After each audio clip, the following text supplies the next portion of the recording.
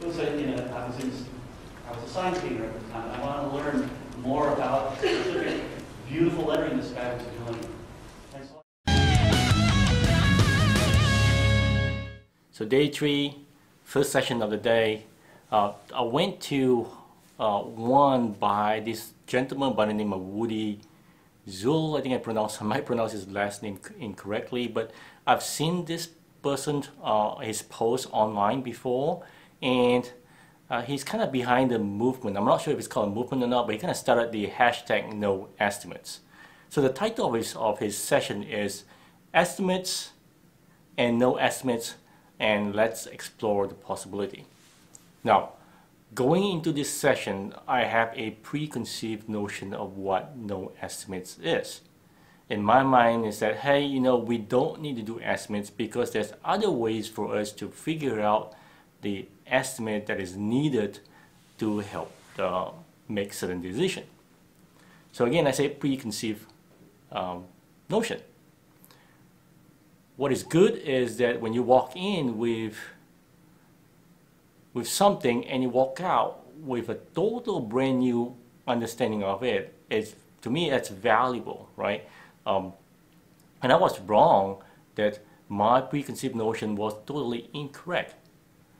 So from this individual, when he talked about how his experience back in the 90s and how it all came about, what it is that we need to ask and find out, why are we doing estimates? What is the real purpose of doing an estimate?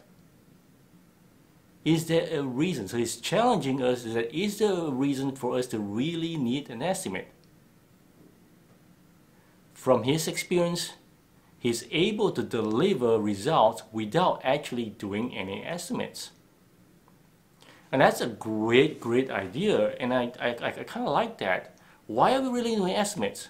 It's just a guess. Well, we're guessing for what? So one of the things that I have talked about in the past is that we need estimates to provide a ROI, a return on investment. Well, when do you really know your ROI? ROI is after the fact. So that means if you're using it to calculate ROI beforehand, you're also now guessing. You're guessing on top of a guessing and on top of a guessing. So your data isn't correct anyway. So what value does it provide you? Whether you make a decision based on that estimates, maybe you pick A versus picking B. Is A correct and B wrong because you pick A? You don't know. You really don't know because you just happen to pick A. If it works out great. If it does not, it does not.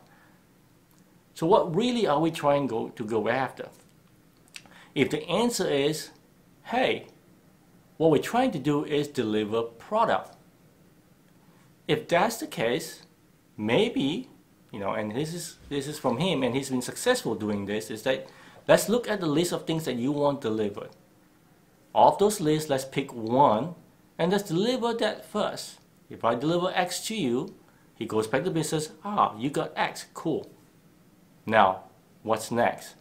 And he keeps going through this iterative mode of delivering incrementally, right?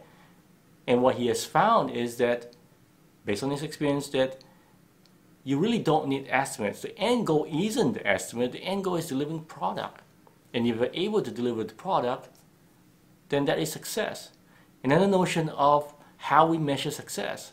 And this is something I agree with him. Why are we measuring time and budget? If we're coming on time, we're coming on budget, is that success?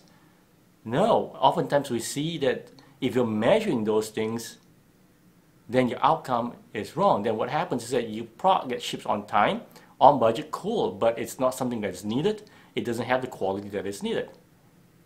So this whole no estimates notion or motion or movement, it's about, let's relook at how and why we're actually delivering the product. What truly is it?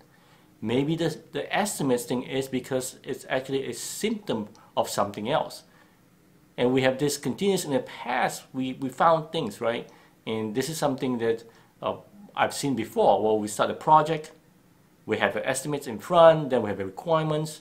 At the end of the project, we do a post-mortem or we do a retrospective. And what do we find? We find that, hey, we know our estimates was wrong. our requirements was not, it was always changing. So what do? Well, we get better at estimates, or we try to get better estimates, and then we try to get locked down on our requirements. And we continuously going through this loop and continuously getting the same results, which is our estimates is wrong, our requirements are bad. So this cycle never ends, right? So it just never ends. So imagine that you're trying the same thing and hoping for a different result. Why not try something new? Maybe abandoning estimates. There's no reason to do estimates, right? So in Scrum, what do? Well, in backlog refinement, we try and do estimates. We do planning poker, right? So if you look at the rules of planning poker, it says, hey, we go through it, talk about it, and then each person flash their numbers, right? So person A says it's 3, person B says 8. Then what do? Well, we have a conversation. So what happens if A and B throw out 5? There is no conversation after that. And this is something oftentimes I tell teams is that it is not the numbers that matters. I don't care what number you put up. Do you have common understanding of the work that you need to do? Yes, if everybody comes with 5, you know what? I think it's still worth spending time to talk about what I think is a 5 and what you think is a 5, and let's see if there's a common understanding. So that's one of the keys. It's not about time when you're doing planning poker, when you're doing sizing. It's about the conversation. It's about uncovering what truly is a common understanding of the work.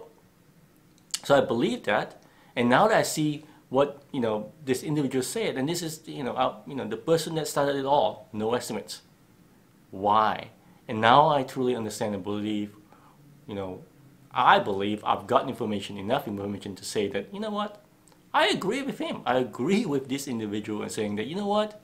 Maybe we don't need estimates. Really don't. So why are you doing estimates? Find out why.